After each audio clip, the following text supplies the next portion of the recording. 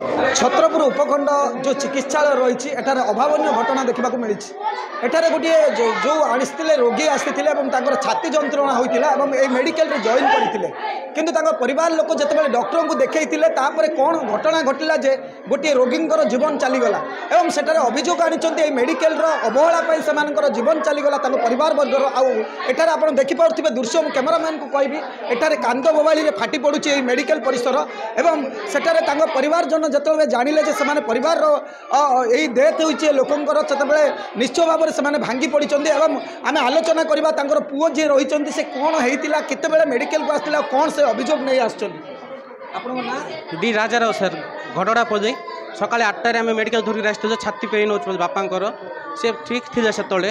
पूरा चला बोला कथबार्ता सब करुए जो मेडिकल धरिक आसो मेडिकल जो धरिक डॉक्टर देखिए एमरजेंसी डॉक्टर कौन प्रेस्क्रिप्शन देखिए देते ईसीजी करने बीपी चेक कर ईसीजी करने कहीदेव आम ईसीजी बीपी चेक कर ईसीजी धरिक ईसीजी मैडम ना किए ना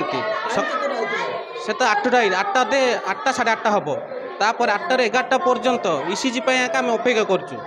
हेले से टाइम सेकेंड टाइम बापा कह बापा ठीक पेन हो मत ये कौन करें मैंने आशा आउथर जा डॉक्टर कहे कौन इंजेक्शन फिंजेक्शन देवे पर आउथर एमरजेंसी वार्ड धरी जाइए से डॉक्टर कौन कहे ना ईसीजी रिपोर्ट आसी जाए आम कौन इंजेक्शन कौन ट्रिटमेंट करूँ कहबार मुझे सर पेन हो कौन यहाँ कर नाई सर ईसीजी आसी जाए आम कौन कर आउथर पलि ईसीजी ऑफिस पाक तापर से मैडम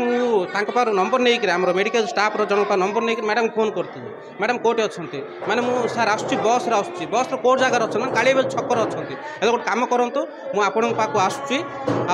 बस स्टाण पलि आसबि आप बस रोजाई पड़े मत फोन करूँ आउर बेटर हम बोली मैडम कहले कहे मुझे आने पलि बस स्टाण पाक से भर मत फोन आसा कौन बापा आमर सरपंच आज्ञा फोन कले रे बापा पड़गले बेगिया कहे मुझे छाड़ी पलि आइली बाहर थे बाहर जॉइन बोधे कराई ना कराई बाहर एका बसई एक्चुअली आम छत्रपुर मेडिकल डॉक्टर अवहेला ये जो लैब्र अवहेला सबू जगार जो माने मेन इंपोर्टेंट जिनस जो जगह रोचे से स्टाफ रोना बेले बेले नर्स भी रोना ये अवहेला जो मोर बापर आज काल निश्चय भाव में शुणुले छत्रपुर मेडिकल को एत सुंदर परिवेश भितर एठार ये रही उपखंड स्तरीय मेडिकल रही किंतु एठार समस्त सुविधा सरकार जोगाउथिले एठार अभियोग आनी परिवार वर्ग जे एठार जो स्टाफ माने रहुचंती से लैब टेक्नीशियन कहतु डाक्टर कथा कहतु कि ईसीजी आज अवहेला से अभियोग सीधा आणुचंती जे मेडिकल उपरे एवं एठार एते सुविधा सुजोग थिला पर भी रोगीर मिलानी जहाँ आज गोटे साधारण निरीह लोकंर जीवन चली जाइए सेमानकर परिवार लोक अभियोग आनुचंती संगे जो मैंने आसी से प्रत्यक्षदर्शी रही कौन घटना घटी आम आलोचना करवा जे सरपंच सागर आलोचना करवा कौन परिचय सर मोर हूँ श्रीरामचंद्र पंचायत मु एस संजीव रेड्डी मु वर्तमान मुझे अलग पेसेंट को अटेंड करने आसी जो द्वारा मुझे जाना पाइली ये आमर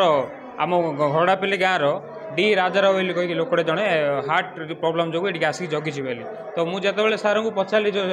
डॉक्टर सार को पचारि सर तार कहीं ट्रिटमेंट हो पानी ना से ईसीजी देती आउ ईसीजी किसी रिपोर्ट आसना आम कि तार कहीपरूनु तो तापर आम से जी हेल्प डेस्क बस से कंटाक्ट कलु कि कौन है से मैडम कहीं आसुना पहले से आसवे 10टा बेलू आसवे आज्ञा आप जगंतु से जगी जगी से आसी 8:30 को प्राय 2.5 घंटा जगिला तापर से आज से हार्ट स्ट्रोक आज मरी कह गले चले तो मु कहि आज हॉस्पिटल रे सबु प्रकार फैसिलिटी थाई लोकंर अवहेला जोगु माने जो फैसिलिटी जो जो कर्मचारी गुड़ाक अच्छा ये हॉस्पिटल रे तांकर अवहेला जोगु आज ये लोकटार प्राण गला बोली मुझे अभियोग करुँचार केमी यथेष्ट लीगल एक्शन नहीं पारे आइलीगल जहाँ लीगल एक्शन अच्छी लीगल एक्शन नहीं कि यार मरामती करा आग को आमर केमी हेल्प हम बोली कहीकि आशा करुँची निश्चय भाव में सरपंच कहते जे यार लीगल एक्शन आवश्यकता रही कारण यह तदंत होबार आवश्यकता रही कारण सरकार कोटी कोटी टंका ये मेडिकल भाव में खर्च करते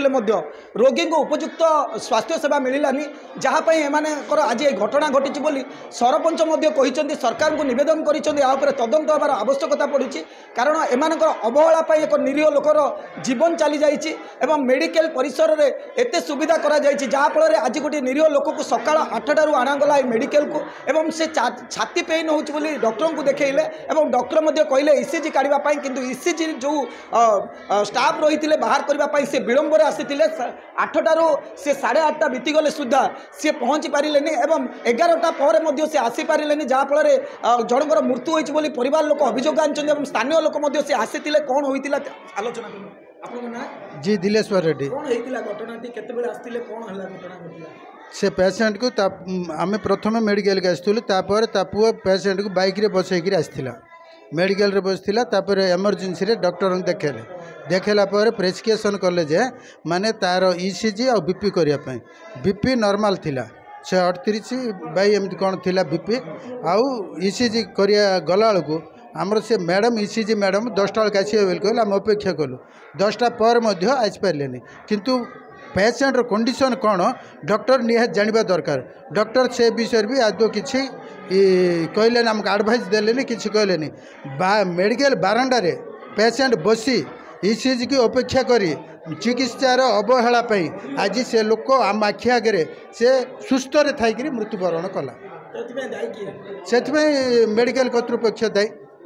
निश्चय भाव में सांघातिक अभियोग शुणुंट जो डॉक्टर देखी से पेसेंट को सेतेबेले छाती पेन होता और सेतेबेले से को जॉइन करने जगार से बारंडार बसई सीधा अभियोग आनुंट जो लोक मैंने अभिभावक रही